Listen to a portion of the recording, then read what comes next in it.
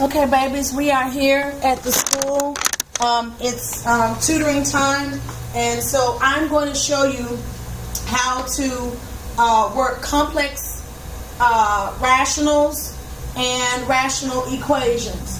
So our first problem, and I'm going to make two videos. This one's going to be one called complex. Now, complex is rather difficult, as it says by definition. It's called complex fractions. All right, so let me do a simpler one first before I do the ones on my sheet to get you all familiar with it. So this is a very simple complex fraction. And a complex fraction, let me explain to you what it is. It just simply says that I have a line here that indicates a fraction. You know what, they can't see this blue. Maybe you can see purple.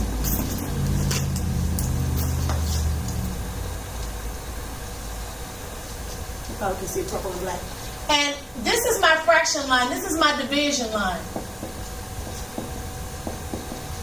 But in the top, what's called the numerator, I have a fraction, A over B. And also in the denominator, I have a fraction, C over D. Okay, so I'm going to leave that up there as I work. But let me tell you another way to write that. Let me tell you what's going on with that before I actually start to work the problems. Given that I have A over B divided by C over D, I'm actually, the inverse of division is multiplication. I can actually solve this problem by multiplication. So let me write it another way so we can see how we can solve it by multiplication. So if I have my A over B, and when I got here, I used the word divided by, so I'm just going to write it like this. Both of those are division symbols, this bar and this bar with these two dots. Now I'm going to say divided by C over D. Now, if I want to divide those, I have to multiply by the reciprocal. So I multiply A over B times D over C. And when I multiply fractions, I multiply across the top, A over D, times the bottom, B over C. Okay? Now, let's look at it again. Let's look at A over B, all divided by C over D.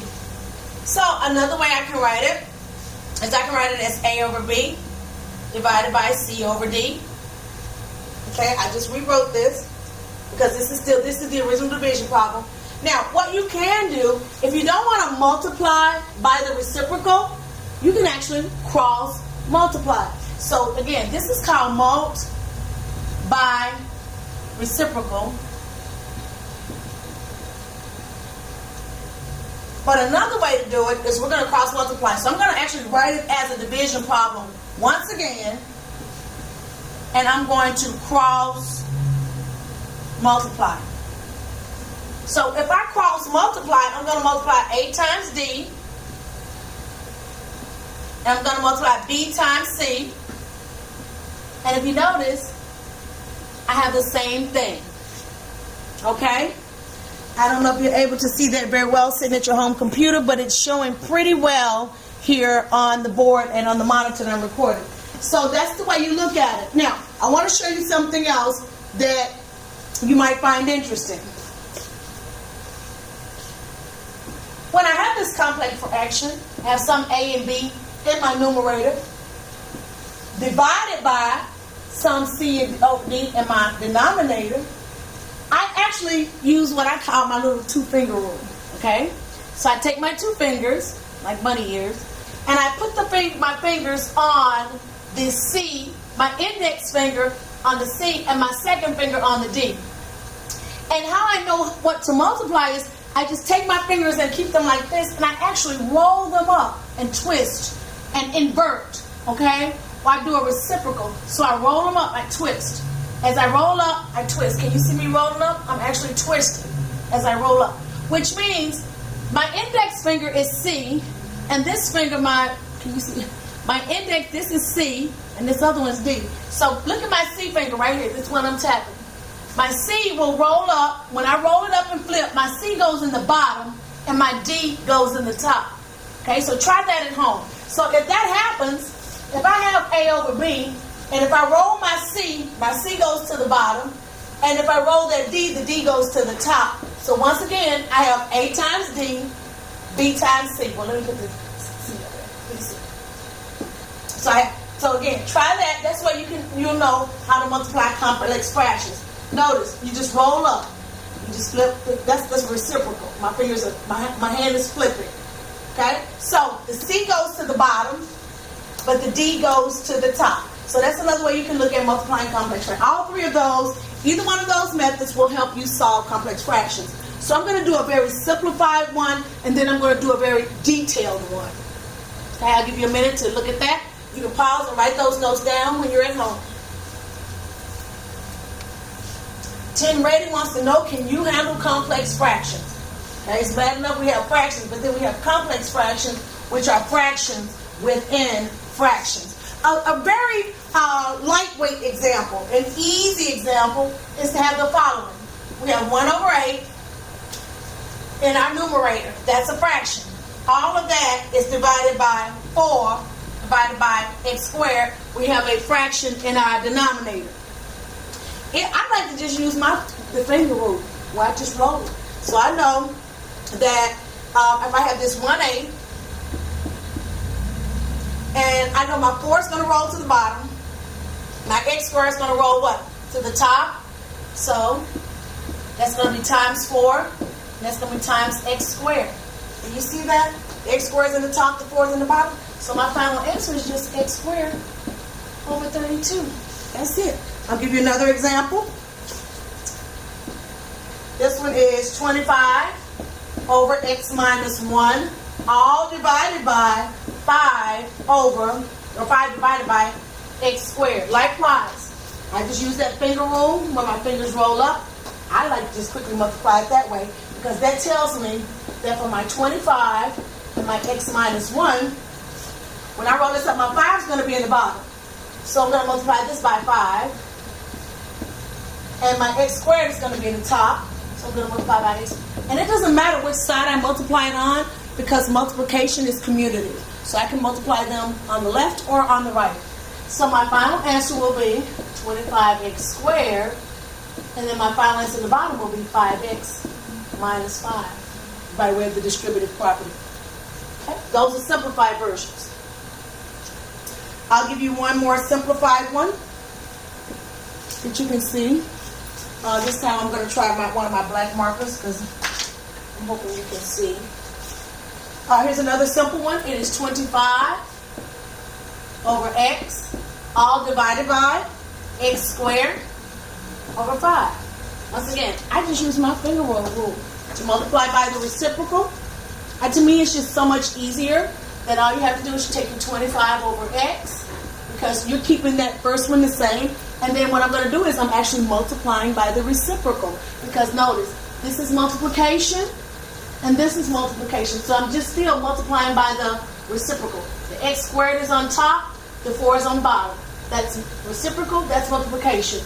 Here the x squared goes on top with the 25, the 5 stays on the bottom with the x minus 1. And again, this is multiplication, and that's the distributive property. Here, likewise, the 5 is going on top, and the x squared is going on the bottom. Again, I am multiplying by, this is multiplication, multiplying by the reciprocal, which is going to be 5 here at the top, and the x squared on the bottom. And if you can see, you can still see, my final answer is going to be, 125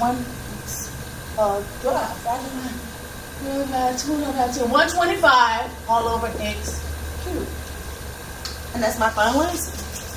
So again, it's just a matter of understanding how you're supposed to flip them. Now, I got to go a little bit, I got to take this thing a little bit further, because those are just simple, and Tim Brady's not interested in problems that are that simple. They're going to ask you to flip something to multiply by the reciprocal, but they're going to throw in addition.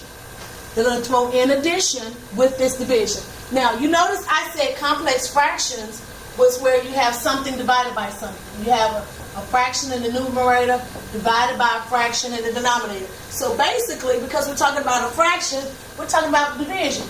But the problem is, I'm getting ready to throw in some, we're going to do division with,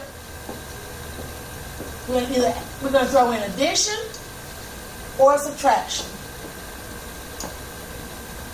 I got to throw that in there. And the reason I have to throw that in there is because just doing basic division, that only requires multiplication. Because all you have to do is multiply by the reciprocal. But if I'm asking you to divide something and I'm throwing in some addition and or subtraction, either one of the two, that makes things a little bit more complicated. Because when you add in the addition and subtraction, you must have a common denominator. That's what makes it a little bit more challenging. So because you add these in, when you start throwing that in there, you have to have a common denominator.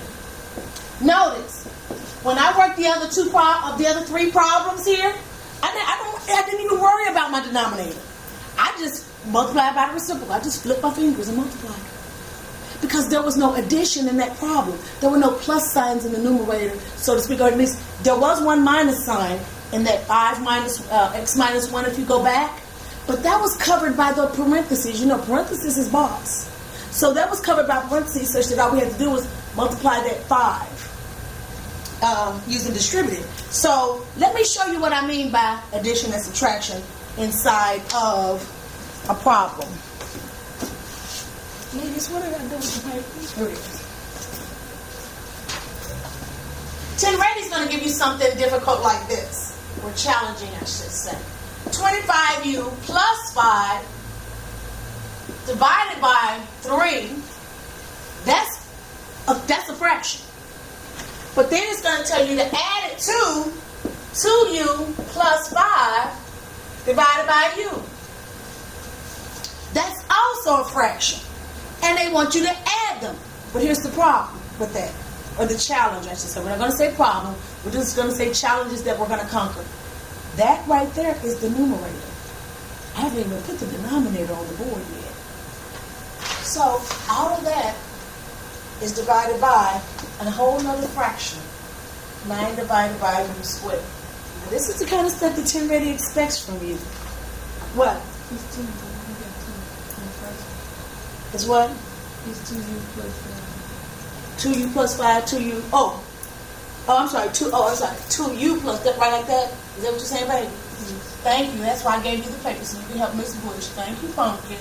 Yeah. All right. So you got you got 2 fractions in the numerator and 1 fraction in the denominator, and they're telling you to add the 2 in the numerator.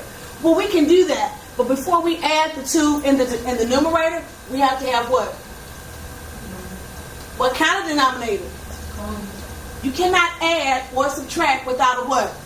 It doesn't matter when we multiply or divide anything. That's why Tenredi is not going to give you one where you just simply multiply and divide. They're going to make you add. And the denominators are not going to be like, here's how you make them like. What we're going to do is, when you multiply something by 1, what happens? It stays the same.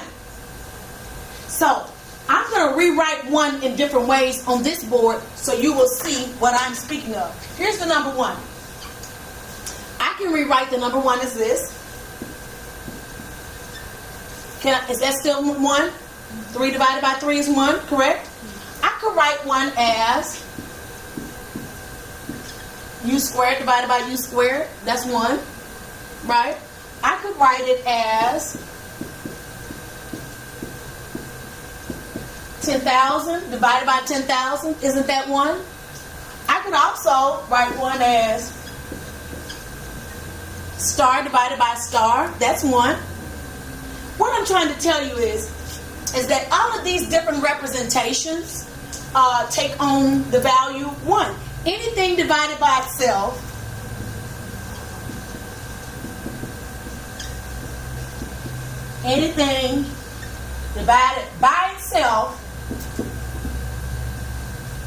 is 1. Okay? That's a true statement. Also, when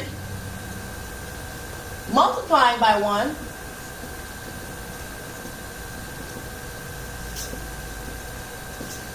no change. That's good for your notes.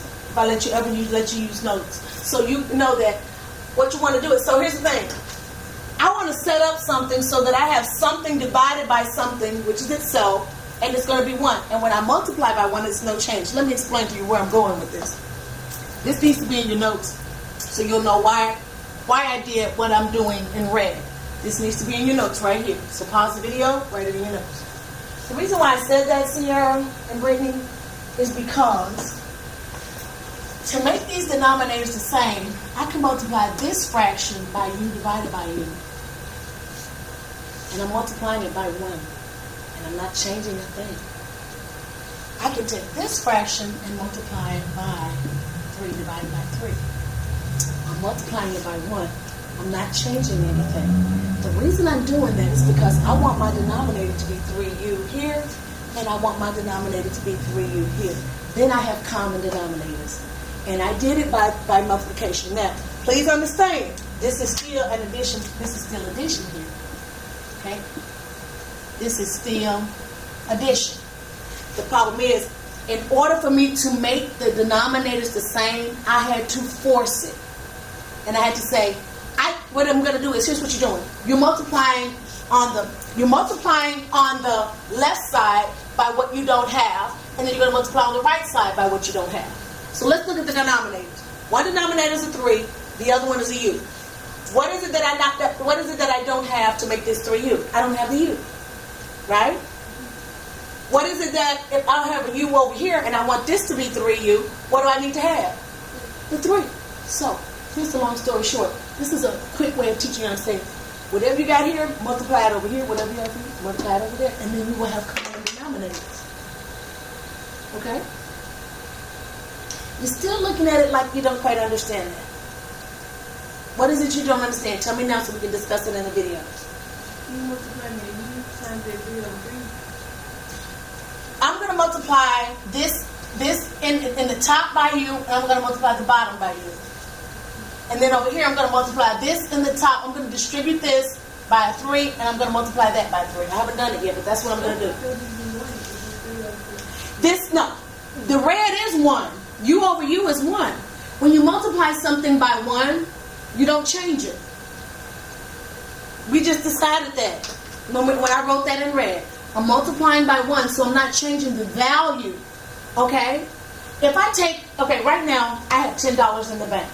If we multiply my money by 1, we're not changing the value of my money. I still have $10 in the bank. When you multiply something by 1, you don't change it. If you take all of Oprah Winfrey's money and you multiply it by 1, you do not change the value of her money. Okay? Now, right now, unfortunately, I think I weigh 170 pounds. If you multiply my weight by 1, I'm still 170 pounds. Nothing changes when you multiply it by 1. The multiplicative property says, the multiplicative property of 1, multiplicative property, but you all haven't really learned a lot of properties, of 1 says A times 1 equals A. That's the multiplicative property of the number 1. That's a property. That's a mathematical property. The multiplicative property of 1 says I can take anything and multiply it by 1 and it stays the same. Therefore, I can take 2u plus 5 divided by u and multiply it by 3 over 3, and I haven't changed the overall value. Now, I have scaled it by 3. I'm going to scale that by some u, but I'm not breaking any mathematical laws because of the multiplicative property of 1. I'm not breaking any laws. It's gonna look different, but it still has some equivalency to it. Okay? I'll put it this way: if I give you a $5 bill, or I give you 5 ones, that's still like an equivalency, so to speak. You understand? Okay? That's not a good example, but all I can tell you is that the multiplicative property of 1. So what if I multiply? Let's use the property. It says A times 1 equals A, right? Okay? Let's make up something for A. What do you want A to be? I'm sorry, not A. I'm sorry, 1. Let's write something else for 1. 3. So it would have to be 3 over 3, right? Correct? Okay. So if I take A and I multiply it by 3 over 3, what do I have? I have 3A over what? 3. And that cancels. I'm left with A. It's still A. Isn't it still A? What else do you want to be represent? What else do you want to represent 1? Because notice, this is 1. 3 over 3 is 1. See how they can see? Because it's going to cancel out because it's the same thing on the top. It's the same thing on the bottom. So long story short, so let me go ahead and finish the problem and maybe you'll understand later. But all I can tell you is multiply by what you don't have. And you'll see that as I work another example. So as I work this example, I'm going to have to do the distributive property on this. So I'm going to have 2u squared. Then I'm going to that's going to be plus 5u. And then my bottom is going to be a 3u. Do you see what I did there, Cece? I did the distributive property with the u on top. I multiplied the u and the 3 on the bottom. You got it. Okay? My big plus sign in the middle. That's my big plus sign. Now I'm going to do the distributive property on that one. So what I have, 6u plus 15 over 3u. Do you see that? Okay? You still agree? You agree with me? All right? Now, all of that is divided by what? 9 over what? U squared. All right? Now, in the top, I reached my goal of having what? What? 3u. Which is what? Common denominator. Now that I have a common denominator, now I'm only talking about the top, the numerator. Now that I have a common denominator, I can add these things. Now that I have a common denominator. So I'm going to come up here and I'm going to add the top. So when I add the top, I have 2u squared plus 5u plus, that's my big plus sign, 6u plus 15. And all of that has a common denominator of what? 3u. Now, unfortunately, I got to still keep my big fraction going. So all of that's over what? Over 9u squared. Now I'm going to clean up my top. Once I clean this up, I'm almost done, and I'm going to do the finger roll. You shake your head real quick, like I think I can see where you're getting to. The hardest part, yeah, is just getting that common denominator. All right, so now if I clean up the top, let's clean this one up. I'm going to clean it up here. What do I have? I have a 2u squared. These two combine to have what? 11u, right? Plus 15. And that's all over what? 3u. And then that's going to be all divided by 9 over u squared. Okay. That's as simple as I can get it. Now I'm going to have to actually do the finger roll and the flip. Let me see how to. Oh, I didn't even do that. All right. Let's go ahead. Let's go. I want to get the answer sheet for Brittany. Hold on. Let me put the answer sheet for Brittany. Just the answers. Answer sheet. I'm going to put the answer sheet for you, Brittany, here in just a second. All right. So now that I've got that, so you're okay. You're kind of okay with this. I know you might have to do another one, but you're okay with this, right? I'll turn the video off and work some more, or I'll, because sometimes baby, if I work them faster, babies will watch the video maybe. Now I'm ready to do the finger roll. So if I do the finger roll, I come up here and I actually have a 2u squared plus 11u plus 15 all over 3u. But when I do the finger roll, the u squared comes to the what? And the 9 comes to the what? Bottom. So what I'm really going to be doing is saying u squared at the top times all of that, right? And what's at the bottom? The 9 times that. Okay, let's work that out. So what do we have here? 2u to the what? 4. And what is this going to be? 11u, plus 11u what? And this is going to be what? To the second power. To the second power. And this is going to be all over what? 27u, right? Okay, now. So, we're almost done. We're just going to reduce the u's. So if I have 1u here, and I factor out, I cancel out 1u, I'll have 3 u's here, 2 u's here, and 1u there. So the final answer is 2u cubed plus 11u squared plus 15u. 27. That's it. That's the answer. I'm going to stop this video because I'm going to go to the next video. I'm going to work 2 of them fast, and I'm not going to go really slow. I mean, I'm going to kind of push through them because I know Omari might want to look at them and have more practice. Have watch me do a couple more. So I'm going to stop this one, and I'll load this video as complex fractions.